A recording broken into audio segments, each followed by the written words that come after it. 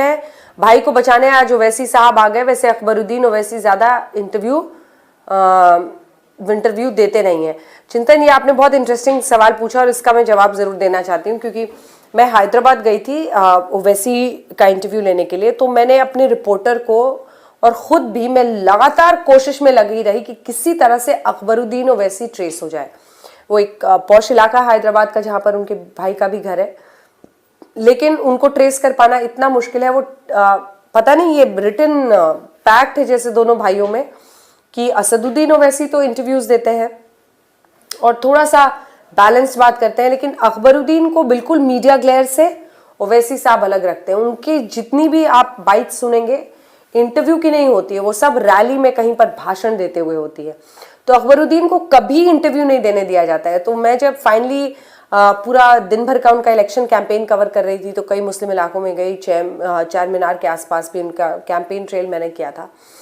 जो हॉस्पिटल वो चलाते हैं ओवैसी साहब, वहाँ भी गई थी। उसके बाद मैं लगातार इसी फिराक में थी कि किसी तरह से अकबरुद्दीन ओवैसी का पता चले और उससे कुछ सवाल पूछे जाए, लेकिन हो न सका। मुझे लगता है कि क्या पूरे इनका सिस्टम है जिसमें वो गार्ड करके ओवैसी को बचा लेते हैं। अच्छा, दूसरी चीज़ फिर मुझे उस चौक का याद, अगर कोई हैदराबाद से है तो लिखिए फटाफट। वो जो पुराने हैदराबाद का एक दरवाज़ा है और उसके जस्ट सामने एक बहुत बड़ा सा चौक है और वहीं पे वो वैसे ही हमेशा रैली करते हैं। तो शाम के उनके इस रैली की बड़ी चर्चा रहती है और वहीं से फिर अगले दिन जो आप टीवी पे कुछ ना कुछ हेडलाइंस देखते हैं, वो वहीं पे उसी चौराहे पे रैली, मतलब तो मैं जाके चौक पे देखी, मैंने कहा यहाँ रैली है, स्टेज तो लगा हुआ था और जो लोकल नेता है वो भाषण भी दे रहे थे और सामने ऑडियंस 30-40।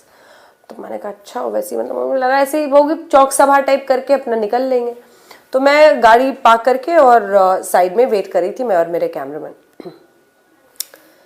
देखते देखते अचानक जैसे खबर आने लगी कि असदुद्दीन ओवैसी आ रहे हैं और मतलब बीच चौराहे पे आप यकीन नहीं कर सकते कि अचानक जैसे जितनी गाड़ियां, जो बाइक पे जा रहा था, जो कार में जा रहा था, सबने साइड कर करके अपनी गाड़ी पार्क कर ली और देखते देखते पूरा जो गोल चक्कर है वो भर गया और सबको पता चल गया था कि ये ओवैसी साहब निकल चुके हैं घर से, वो पहुंचने वाले हैं। अच्छा, वो हमेशा आते भी वहां पे, कैसे पुराना हैदराबाद, तो बाइक से आते हैं वो किसी के साथ, वो कभी कार से वहां नहीं आते हैं।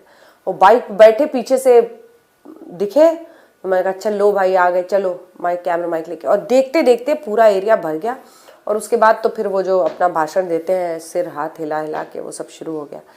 तो हाँ, तो मैंने किस कॉन्टेक्स्ट में कहानी से, यही होता है उम्र होने के साथ कि अब कहानी सुनाना शुरू करते हैं तो भूल ही जाते हैं कि कॉन्टेक्स्ट क्या था। तो फिर जब वहाँ पे फिर मैं सोची कि रैली कर रहे हैं, फिर भी भाई को वहाँ पे नहीं लाया है और बाकी सारे नेता हैं AIM के। तो जब ख़त्म हुआ उनका भाषण, मैं कहा एक इंटरव्यू यहाँ पे भी दीजिए। तो फटाफट मैं कुर्सी लेके ऊपर कैमरामैन के साथ चली गई और कहा तो पीछे अकबरुद्दीन की फ़ोटो। तो फिर मैंने कहा कि मौका भी है और ये आखिरी है, अब ये इंटरव्यू तो हो चुका है, मेरा काम मेरा बन चुका है प्रोग्राम। तो मैंने धीरे से ऐसे फ़ोटो दिखाई, मैंने कहा इनको कहाँ छुपाए बैठे हैं आप, इनकी फ़ोटो खाली लगाते हैं और कहीं छिपा दे रखते हैं आप मीडिया से, क्या डर है आपको कि कुछ बोल देंगे, कुछ नुकसान हो जाएगा। वो कहा कि नहीं नहीं ऐसा कुछ नहीं है, वो अपना बोलते हैं और मैं उनके लिए क्या आपको बताऊं। कहा लेकिन हैदराबाद में तो लोग यही बताते हैं सारे मीडिया वाले कि आप अपने भाई को बचा कर रखते हैं एकदम मीडिया से और उनको इंटरव्यूज़ नहीं देने देते हैं। तो उन्होंने कहा कि नहीं नहीं ये सब गलत बातें आपको लोग बता रहे हैं, ऐसा कुछ नहीं है, आप जाइए, आप उनका इंटरव्यू कीजिए। उनको भी पता था कि अब कहाँ मैं उनको ढूंढूं, मैंने कहा आप ही बता दीजिए कहाँ है।